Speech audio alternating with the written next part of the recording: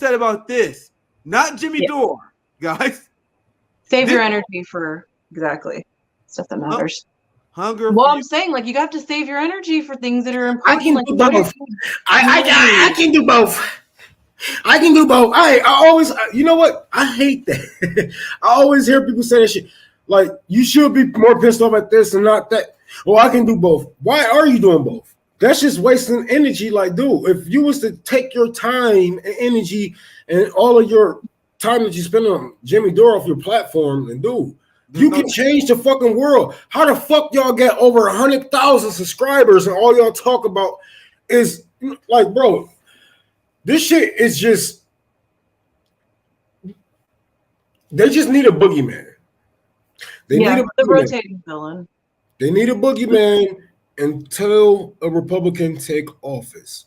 And Jimmy Dore fits that check. He checks damn near every box. White, rich, outspoken. He's not as far as left. Like, he's an easy target. If I wanted to go at Jimmy on some petty shit, I can just start beef with Jimmy. Yeah, easily. And you really wouldn't be able to refute, any of that. No, are you going to talk about the omnibus bill? Because that shit's crazy. I'll be right back. Yeah, I gotta go. I want to get back to smoke for me. Yeah, I want to get back to, because we got a few policing things. I know you're really good on talking about the rising issue of the police state, and I want to show this last receipt because it also kind of connects to the fact that our ruling class, the United States, they know that people are struggling. They know that people are freezing to death. They know that millions of people are hungry. They know that millions of people are homeless. So when you have a rise of social unrest, you have to increase the police state more. This is one of the tenets of late-stage capitalism. As poverty rises, you're going to have a more and more authoritarian state. And hunger, as shown here, is a policy decision. You want to know who said that? Joe Biden. Right. Joe Biden said, hunger today isn't about scarcity. It's about a massive failure in leadership. This is what he tweeted when Donald Trump was in charge. But now there's more food insecurity under his administration, which is a fact. Now the liberals and progressives, they don't give a fuck. there's no, because their stocks at Raytheon are doing well, Nick. Okay, yeah. They're fine. They're comfortable. They don't mind. Maybe it's good for the economy if we have a nuclear war. Had you thought about that? No, it's terrifying. It's absolutely fucking horrible. And I'm just like every day, like, okay, you can do this, because like, you know what I'm saying? That it's like it's not getting any better, and it's only getting worse. And the people who are like, no, it isn't. I'm like, I don't want to talk to you. I don't have time. You know what I'm saying? Yeah. Because you have to do something. Like you have to do something. This is just insane. All right, so let me show you guys the next part, because we all saw the hunger story. We see how the theme of this stream is the failed state. Also, I'll make sure I cover what's else also in the headline. COVID-19 was used to prop up the police state. Yeah, the Democratic Party is the party of the police state, and we're gonna chime in on that. And I'm gonna give your thoughts on both the COVID and Democratic Party thing. Eric Adams, this is the person who you should be angry at. And I admit, I say this all the time, I do have Eric Adams derangement syndrome, because it's these Black Congressional Caucus ruling class fucks who are the biggest cause of pain in the Black community. Period. It's not Marjorie Taylor Greene that's governing us. That's why I don't understand why Republicans or conservative voters are quiet. Delilah, not, I know you're in Texas, you put pressure on the ruling class, but there's so many conservatives in the South that is quiet about the failures of their ruling class. I'm not going to be that dumb. I can rip them every once in a while, but I'm going to keep my eyes on the prize. I'm going to keep my eyes on Manuel Cleaver, my congressperson, who's a member of the Black Congressional Caucus, who sold us out, who's against Medicare for All. Well, I'm going to focus on Quentin Lucas, our Black mayor in Kansas City, who sold Black tenants out and the working class to real estate developers and landlords. Now Kansas City went from 33% Black, now we're 26% Black, because Quentin Lucas in the Black Congressional Caucus establishment in Kansas City drove Black people out of their homes. That's the reality that you're hearing from no channel except RBN. No one gives a shit. Ryan Grimm and the progressives are going to tell Black people to vote for our oppressor. They're going to tell us to vote for people that is driving our cost of living up, that is propping up the police state. Now, here's Eric Adams, who had a horrible first year. Second year, actually. Right? Damn. Eric Adams said, Big Brother is protecting you. Eric Adams pledges stronger policing, more technology in 2023. Not food for the Black community, not jobs for the Black community, not for us to thrive as a community or as a city. It's a stronger police state. And white liberals, the bourgeoisie class, they love this shit. Oh, yeah. The class antagonisms where the ruling class run to create police state while we are the victims of this. This is the class antagonisms that cannot be reconciled through our electoral system.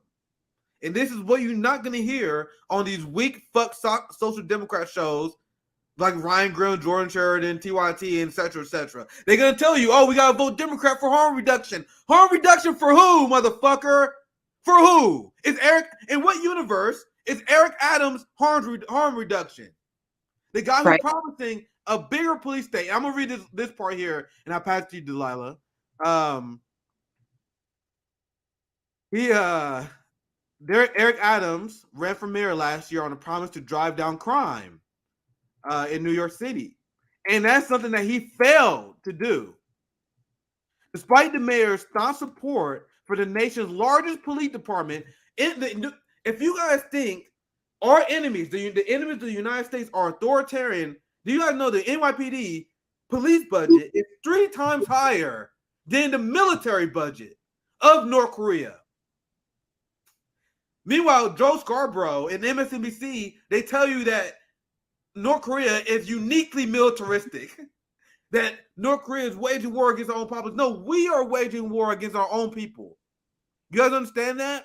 But despite that, crime jumped 23%. And remember, we can do it either way. We debunk the fake reality, what they make up as crime. But even going by their metrics, you still failed, sir.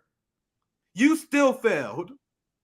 And this is another rebuke of neoliberal conservative ideology that you have giant police states and that will reduce crime. But Delilah, I know you want to chime in. Feel free to speak on anything I just added here. Anything you want to add, Delilah? Oh, no, I'm just like, I'm glad you brought up neoliberals because I feel like that is why, for me personally, they're more of a concern, like for my wellness and safety than conservatives. And that's sad, right? Because most people have the opinion that it's the other way around. You know what I'm saying? But I have frustrated more liberals to where they are angry or feeling something so strong that they have to stop talking to me versus conservatives. Because conservatives, you can talk to them, you know what I mean? It's like, I'm not going to start off the conversation about abortion with a conservative, right? That's a losing battle. I'm not trying to do that. What I can talk to them about is, their rights as patients, their rights as landowners, their rights as, people who vote, and how they're not being met by the Republican Party, right? And that's something that I can break ground on with people. But the neoliberals and, the elite class are in this really like horribly abusive relationship with the people and those forces that they continue to support and prop up. Yeah. Because it's not harm reduction. We know for a fact scientifically, and if you look at the data, cops cause more harm than good, right? They can't even let people who save babies out of frozen cars take that due credit. They have to get their PR team to turn it into a white savior story about how cops help people. They didn't help. They didn't solve the crime. They didn't protect that baby in Ohio, right? It was 2 cousins who did that themselves. And all you have to do is look at the severe media bias and the severe amount of like propaganda that gets printed out, and the amount of money that gets put into these systems versus where the money should go. Like everybody wants to act like it's some huge divisive topic to defund the police, but why would you want any single sector to have more power over you and your community than anybody else? And it's just like, it's so simple, you know How what I'm can saying? fiscal conservatives justify it? And I literally mock them to their face whenever I talk to fiscal conservatives, and they kind of sit there and take it. Like I did it multiple times. Like in recent debates, where I'm like, you guys claim you're small government, but how you justify police spending? And then they fluster, they move on it, and they always concede that point whenever you bring it up. They say, oh my, you want to call me a big government socialist? Oh my God, Nick, the big government socialist. Meanwhile, you support the CIA, giant police funding, giant military funding, giant DHS funding. You're the big government lapdog, you simp, you government simp. And this is why I tell conservatives to their face. I do it all the time on Twitter. I did it in debates recently this year, and they have nothing for it.